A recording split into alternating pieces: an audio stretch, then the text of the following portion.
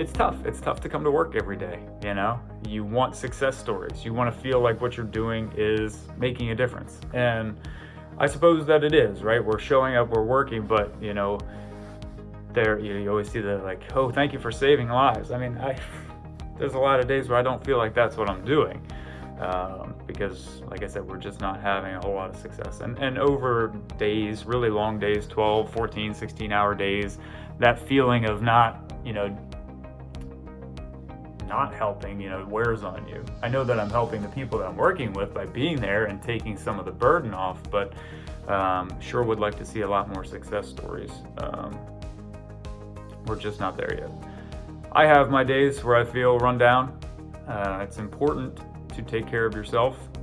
As an outsider coming in, I wanted to help as much as I could, and so I was signing up for more time and staying late and doing all those things, and you do get run down pretty quickly, not just physically. I mean, I'm not a spring chicken anymore. I have a 36th birthday coming up on Saturday, and there's you can't see it here, but the grays are starting to show, and certainly I can't just keep going for 14 days in a row anymore. So you do have to take some time and take care of yourself, get away, stay off the social media, because that will drive you nuts. It drives me nuts, because everybody has points and a lot of them are valid, but it's just very difficult to hear when you're doing what we do on a daily basis. One of the greatest things that I've experienced or learned from this has been how much the support of regular people is, and how much it means when you're in one of these emergencies. You kind of expect it from your friends and family, but it's the outpouring of support that you get from the community, or a stranger who just comes up to you in the hospital or on the street and says thank you for what you're doing, or sends food in, those sort of things. Those are all positive things that have come from this. And certainly the clapping and cheering, come on. I mean, I went to Penn State, and I've always said that, one of the greatest atmospheres I've ever been in was, a night football game at Penn State where you have 100,000 people, all kind of cheering in the white, and it's all, it's very, it's awesome.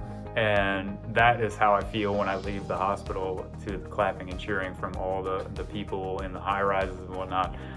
That alone is enough to take your tired feet and make them walk a little bit faster, a little bit lighter, and get you back there the next day. So, one of the things that I've been saying is there's just no act of kindness that is too small, and certainly there have been so many. I'm talking to you from, an apartment that was generously opened up to me, and which I am so appreciative for.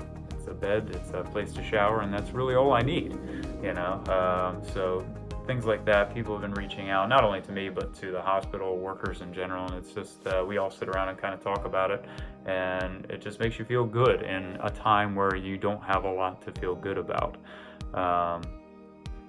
Other motivating factors for me, certainly being an example to my children. It's important for me to show them that if you can help, you should help, especially in something that's as dire as this. Like, we all have life, right? And I can't, when I'm driving, mow everybody's yard who's out mowing the yard. I can't do that. I still have a life to live too, but this certainly is a need that is great, and that is specifically tailored to people like me, and so it's important, I think, to go, and that's what I hope that they take from this.